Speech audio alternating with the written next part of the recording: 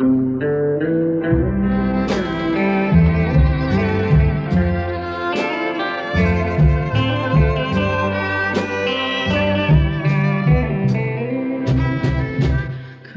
ស្រមោលលុកពោត្រជាងអង្ចាដូចរូបជីវ៉ាដែលធ្លាប់មេត្តាប្រណីនោមច្របាច់គួងខ្និចខ្នងប្រឡាយនឹងប្តីអរគុណជាផ្កាព្រៃតើថ្លៃបាត់ទៅទីណាត្បូងពេជ្រនៅមាសប្រាំងរាប់រយម៉ឺនលានសូមបដូរជាទៀនក៏ព្រាពុំបានហាត់ថាអង្រឹងធ្លាប់ដេកអំរែកធ្លាប់ដាក់ផលឡាចានឆ្នាំងសឹបសួរថាតើស្រជីវ៉ាបាត់ទៅណាហើយអីលើតាវាចាសួរបងសួររកនួនល្អងម្ចាស់កនពេលខ្នើយព្រមកែបព្រមមៀងម្ចាស់អើយទៅណាហើយប្រលឹងបងអើយបងសែនរងទំនួញយីតាចរចាប្រាប់ស្រុកបៃលិនស្នេហ៍ដូចសូបិន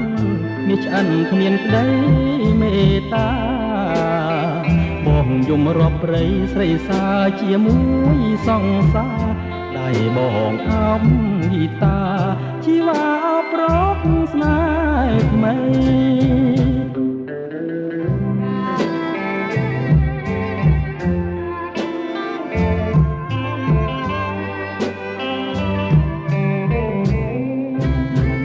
ឃើញស្រមោលលុកពោត្រជាងអង្ចាដូចរូបជីវ៉ាដែលធ្លាប់មេត្តាប្រណីនោមច្របាច់គួងខ្និចខ្នងប្រឡាយនឹងប្តីអរគុណជាផ្កាព្រៃតើថ្លៃបាត់ទៅទីណាត្បូងពេជ្រនៅមាសប្រាំងរាប់រយម៉ឺនលានសូមបដូរជាទៀនក៏ព្រាពុំបានហាត់ថាអង្រឹងធ្លាប់ដេកអំរែកធ្លាប់ដាក់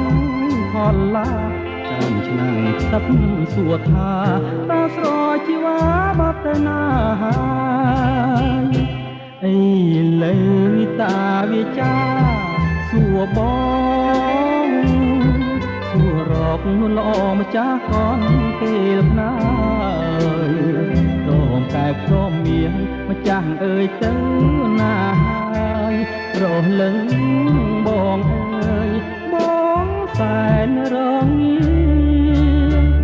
ទំនួញយីតាចរចាប្រាប់ស្រុកបៃលិនស្នេហ៍ដូចសូបិនមានឆ្អិនគ្មានក្តីមេត្តាបងយំរាប់ព្រៃស្រីសាជាមួយសង្សារដៃបងអោបយីតា